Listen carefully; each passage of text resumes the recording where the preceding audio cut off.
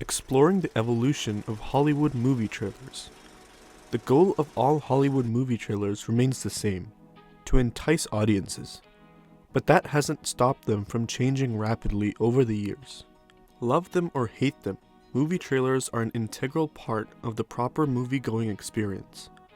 When you go to the movies, you can expect to see numerous trailers for upcoming films that are generally aimed at the same age range as the movie you're about to see.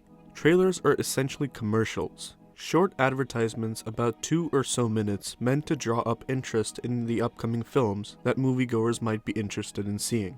Does this movie look good? Does it seem right up my alley?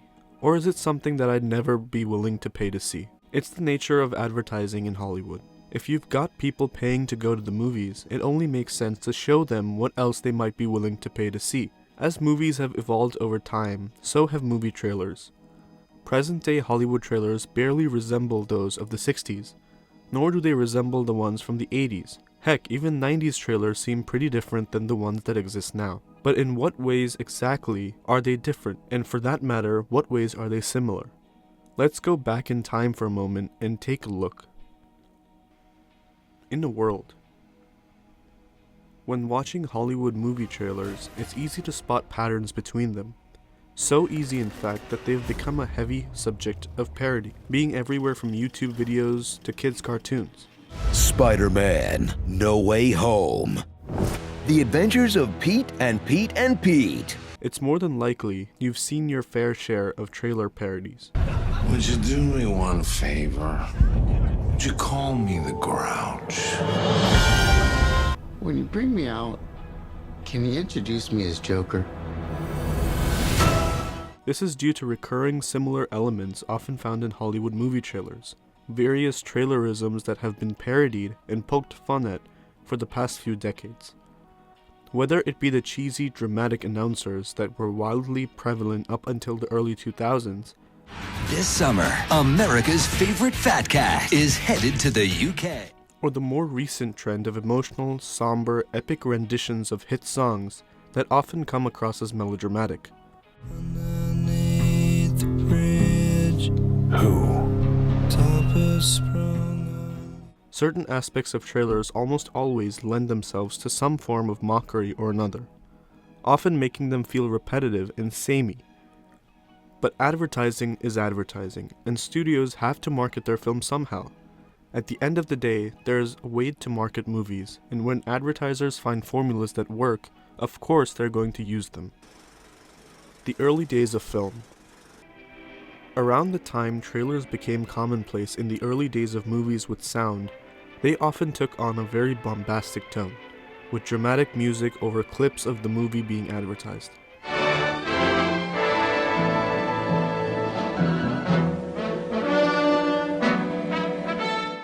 These trailers would either use text overlays or narration that contributed to the overall emphasis on the spectacle they carried.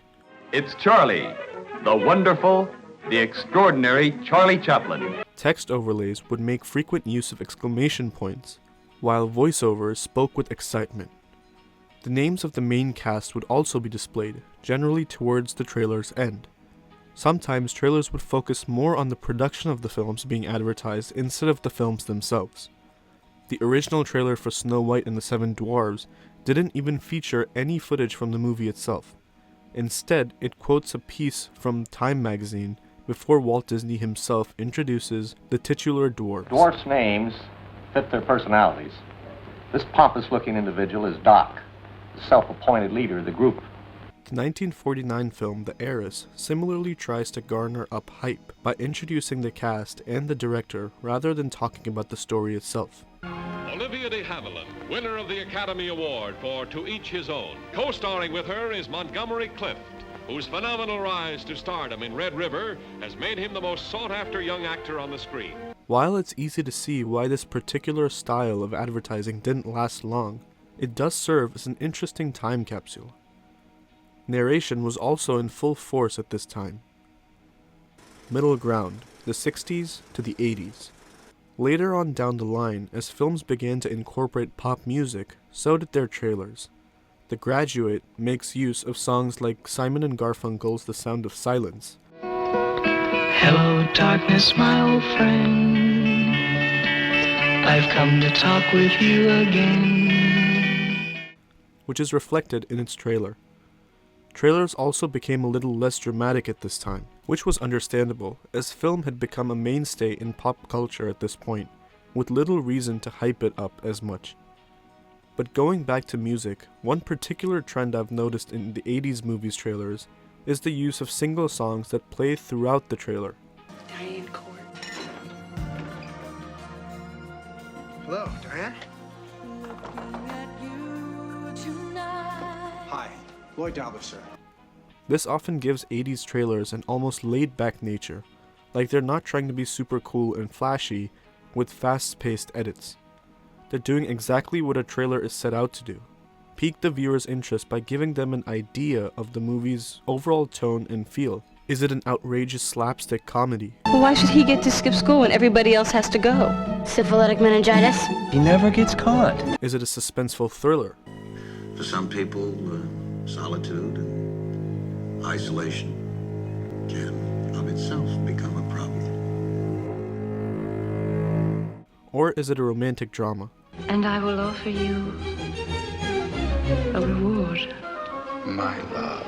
It's easy to see why this exact style didn't last long, and I can also see some people finding it a bit cheesy when it comes to the narration. But it's an approach that I honestly kind of like. The 90s and the 2000s. By the time the 90s rolled around, the production value on theatrical trailers had increased quite a bit. During this period, they were heavily edited in a way that made them feel more alive. What happens if the manager won't give you the diamonds? Cut off one of his fingers. The little one. One aspect that had evolved was the sound design. Instead of just a series of clips with narration and a song playing over them, many trailers would combine narration with lines or scenes from the films themselves. As far back as I can remember, I always wanted to be a gangster. Hey, Mom, what do you think? You look like a gangster. There would also often be more than one song used. Some trailers would use around 2 to 3 different pieces of music throughout the trailer, with songs changing depending on the mood. A comedy trailer could start out with a serene piece of music. And your dad? He's a liar. You mean he's a lawyer? Until the trailer revealed the comedic elements of the film, accompanied by more frantic music. I can't lie! All he can do is tell the truth. And speaking of music, another curious trend that popped up during this time was the use of film scores from often unrelated films. The score track Bishop's Countdown from Aliens became known for being used often.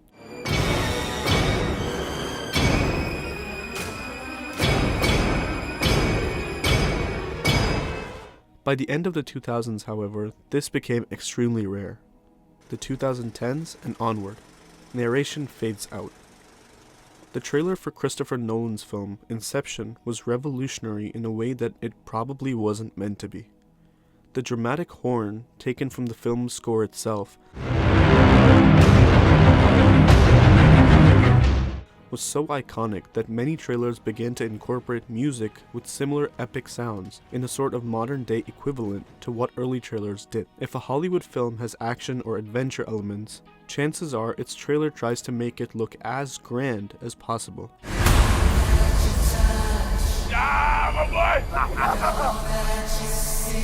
Arrakis is a death trap.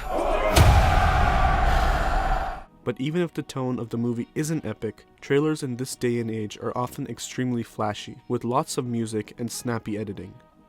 Curiously enough, narration also seems to have largely become a thing of the past, with just about every new trailer largely relying on lines from the film. And while text screens are still occasionally used, even they have taken the back seat to the consistent use of quotes and clips that are used to relay the premise of the film in question.